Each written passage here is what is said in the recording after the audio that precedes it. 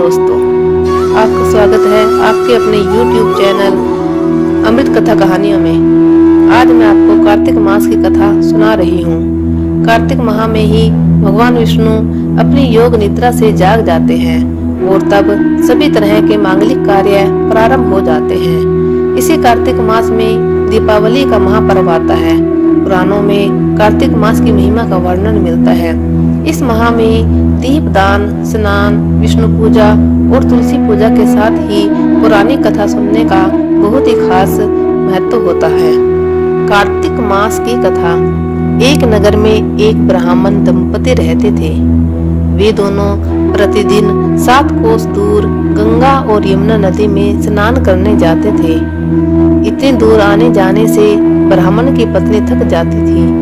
एक दिन उसने अपने पति से कहा कि हमारा एक पुत्र होता तो कितना अच्छा रहता। पुत्र की बहू आती तो हमें घर वापस जाने में खाना बना हुआ मिलता और बहू घर का काम भी कर देती।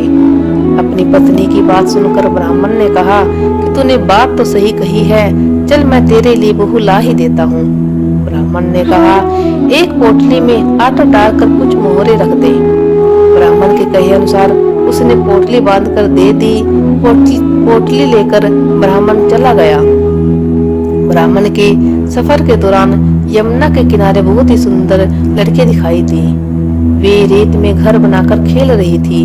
उनमें से एक लड़की ने कहा कि मैं अपना घर नहीं बिगाड़ूंगी, मुझे तो रहने के लिए ये घर चाहिए। लड़की की बात सुनकर ब्राह्मण मन ही मन सोचने लगा कि बहू बनाने के लिए यही लड़की उचित है। जब वह लड़की जाने लगी तो ब्राह्मण भी उसके पीछे पीछे उसके घर तक चला गया। वहां जाकर ब्राह्मण ने उस लड़की से कहा, बेटी, कार्तिक मास चल रहा है, इसलिए मैं किसी के घर खाना नहीं खाता। मैं अपने साथ आटा लेकर आया हूँ। तुम अपनी माता से पूछो कि क्या वह मेरे लिए आटा छानकर 4 रोटी बना देगी। यदि वह मेरा आटा छानकर रोटी बनाएगी तो ही मैं रोटी खा लूंगा। लड़की ने जाकर अपनी माँ को ये सारी बात बताई। माँ ने कहा, उचित है, जाकर ब्राह्मण देव से कह दो कि वह अपना आटा दे दे, मैं रोटी बना दूंगी। जब वह आटा छानने लगी तो आटे में से मोहरे निकली। वह सोचने लगी कि जिसके आटे में इतनी मोहरे हैं उसके घर में कितनी मोहरे होंगी। जब ब्राह्मण खाना खाने बैठा तो लड़की की माँ ने उस ब्राह्मण से पूछा, क्या आपका कोई लड़का है और क्या आप उस लड़के की सगाई करने जा रहे हो। यह सुनकर ब्राह्मण ने कहा कि मेरा लड़का तो काशी में पढ़ने गया हुआ है, लेकिन यदि तुम कहो तो खांड कटोरे से विवाह करके तेरी बेटी को अपने साथ ले जाऊं। लड़की की माँ ने कहा, ठीक है ब्राह्मण देव। इस पर लड़की की माँ ने लड़की की खांड कटोरे से शादी करके ब्राह्मण के साथ भेज दिया। ब्राह्मण ने घर जाकर कहा, रामू की माँ, दरवाजा खोलकर देख, मैं तेरे लिए बहू लेकर आया हूँ। ब्राह्मण की पत्नी भीतर से ही बोली, हमारे तो कोई बेटा बेटी नहीं है तो बहू कहाँ से आई। दुनिया ताने मारती थी, अब आप भी मारने लगे। ब्राह्मण ने कहा, तू दरवाजा खोलकर तो देख। जब ब्राह्मणी ने दरवाजा खोला तो सामने बहू को खड़ी देखा। उसने बहू का स्वागत किया और आदर सत्कार से अंदर ले गई। अब जब ब्राह्मण अपनी पत्नी के साथ नदी स्नान करने जाता तो पीछे से बहू घर का सारा काम करके और खाना बना कर रखती थी। वह उनके कपड़े धोती और रात को हाथ पैर भी दबाती थी। इस तरह बहुत दिन बीत गए। ब्राह्मणी ने अपनी बहू से कहा कि बहू, कभी भी चूल्हे की आग मत बुझने देना और मटके का पानी खत्म होने मत देना। परंतु एक दिन चूल्हे की आग बुझ गई। यह देखकर बहू घबरा गई और भागी भागी अपने पड़ोसन के पास गई और कहा कि मेरे चूल्हे की आग बुझ गई है, मुझे थोड़ी आग चाहिए। मेरे सास ससुर सुबह 5 बजे से गए हुए हैं। वह थके हुए घर आएंगे, इसलिए मुझे उनके लिए खाना बनाना है। यह सुनकर पड़ोसन ने कहा कि तू तो बावली है, तुझे यह दोनों मिलकर पागल बना रहे हैं। इनके कोई पुत्र नहीं है, ये निसंतान है। बहू ने कहा, नहीं ऐसा मत बोलो, इनका बेटा तो बनारस काशी में पढ़ने गया हुआ है। इस पर पड़ोसन ने कहा कि यह तुझे झूठ बोल कर लाए हैं, मेरी बात सच मान, इनके कोई बेटा नहीं। अब बहू पड़ोसन की बातों में आ गई और कहने लगी, अब आप ही बताओ कि मैं क्या करूं। पड़ोसन ने कहा, करना क्या है, जब तुम्हारे सास ससुर आए तो जल ही रोटियां बना कर देना और बिना नमक की दाल बना कर देना। खीर की कड़छी दाल में और दाल की कड़छी खीर में डाल देना। पड़ोसन ने उसे अच्छे से सिखा पढ़ा दिया। फिर जब उसके सास ससुर घर आई तो उसने न तो उनका आदर सत्कार किया और न ही उनके कपड़े धोए। जब उसने सास ससुर को खाना दिया तो सास बोली, बहू आज यह रोटी जली हुई क्यों है और दाल भी अलूनी है। तब बहू ने पलट कर कहा कि एक दिन ऐसा खाना खा लोगे तो कुछ बिगड़ नहीं जाएगा तुम्हारा।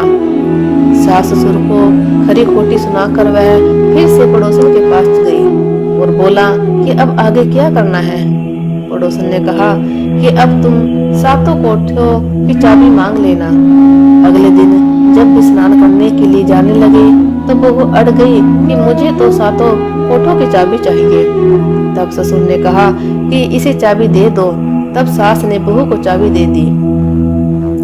सास ससुर के जाने के बाद जब बहू ने दरवाजे खोले तो देखा कि किसी में अन्न भरा है, किसी में धन भरा है और किसी कोठे में बर्तन पड़े हैं। जब उसने सबसे ऊपर का सातवां कोठा खोला तो देखा कि शिवजी, पार्वती माता, गणेश जी, लक्ष्मी माता जी, पीपल पथवारी, कार्तिक के ठाकुर, राय दामोदर, तुलसी जी का बिड़वा, गंगा यमुना और 33 कोटि देवी देवता विराजमान है। वहीं पर एक लड़का चंदन की चौकी पर बैठा माला जप रहा है। यह सब देखकर उसने लड़के से पूछा कि तुम कौन हो। तब लड़का बोला कि मैं तेरा पति हूँ, अभी दरवाजा बंद कर दे, जब मेरे माता पिता आएंगे तब दरवाजा खोलना। यह सब देखकर बहू बहुत खुश हुई और 16 श्रृंगार कर सुंदर वस्त्र पहनकर अपने सास ससुर का इंतजार करने लगी।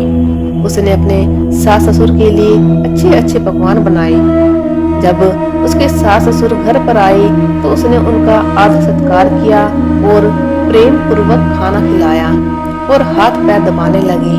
पैर दबाते दबाते बहू ने कहा कि माँ, आप इतनी दूर गंगा यमुना स्नान करने के लिए जाती हो तो आप थक जाती हो, इसलिए आप घर पर ही स्नान क्यों नहीं करती। यह सुनकर सास कहने लगी कि बेटी, गंगा यमुना घर पर तो नहीं बहती है। तब उसने कहा, हाँ माँ जी बहती हैं, चलो मैं आपको दिखाती हूँ। जब बहू ने सातवां कोठा खोल कर दिखाया तो उसमें शिव जी, पार्वती जी, गणेश जी, लक्ष्मी जी, पीपल पथवारी, कार्तिक के ठाकुर, राय दामोदर, तुलसी जी का बिड़वा, गंगा यमुना बह रही है और 33 कोटि देवी देवता विराजमान है। वह चौकी पर बैठा एक लड़का माला जप रहा है। माँ ने उसे देखकर कहा कि बेटा तू कौन है। लड़का बोला, माँ मैं तेरा बेटा हूँ। तब ब्रह्मणी ने पूछा कि तू कहाँ से आया है। लड़के ने जवाब दिया कि मुझे कार्तिक कदे ने भेजा है। माँ ने कहा, बेटा यह संसार कैसे मानेगा कि तू मेरा बेटा है। माँ ने कुछ विद्वान पंडितों से मदद मांगी। पंडितों ने कहा, इस पार बहू बेटा खड़े हो जाएं और उस पार माँ खड़ी हो जाए। माँ ने चमड़े की अंगियां पहनी हो और छाती में से दूध की धार निकलकर बेटे की दाढ़ी मूछ भीगे और पवन पानी से गठजोड़ा बंधे, तब मानेंगे कि यह इस माँ का ही बेटा है। उसने ऐसा ही किया। चमड़े की अंगियां फट गई और छाती में से दूध की धार निकलकर बेटे की दाढ़ी मूछ भीग गई।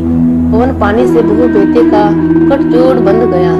यह सब देखकर ब्राह्मण और उसकी पत्नी की खुशी का ठिकाना ना रहा। तो यह थी कार्तिक मास की कथा। हे कार्तिक के ठाकुर, जैसे ब्राह्मण और ब्राह्मणी को वो बेटा दिया वैसे सबको देना। कार्तिक मास की कथा कहने, सुनने और हुंकारा भरने वाले सब पर कृपा करना।